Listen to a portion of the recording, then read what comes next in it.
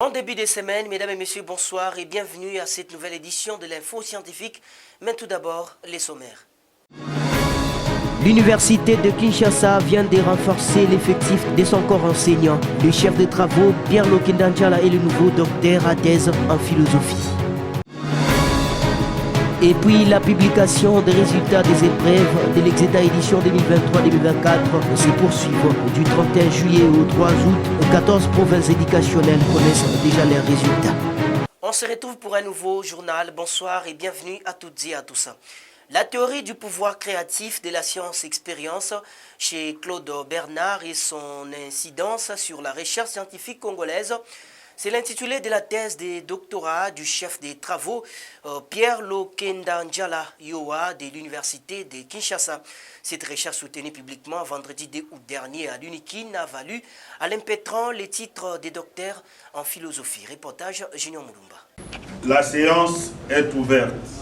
Il a réussi à convaincre les éminents professeurs, membres de jury, les vendredis 2 août lors de la soutenance publique de sa thèse de doctorat à l'université de Kinshasa. Dans son exposé, le chef des travaux, Pierre Lokendanjala Yoa, a fait savoir que la recherche entreprise souligne l'exploit titanesque que Claude Bernard a réalisé en plein 19e siècle, qui démarre l'ère de l'expansion des sciences des laboratoires jusqu'à réussir à révolutionner les sciences de la vie. Les chercheurs précisent par ailleurs qu'en dépit de son orientation scolaire axée exclusivement sur les branches littéraires, le physiologiste français est parvenu à forger progressivement son destin dans les domaines des sciences biomédicales. Alors qu'en terre congolaise, les raisonnements expérimentaux bernardiens est très peu connu et peine énormément à s'implémenter.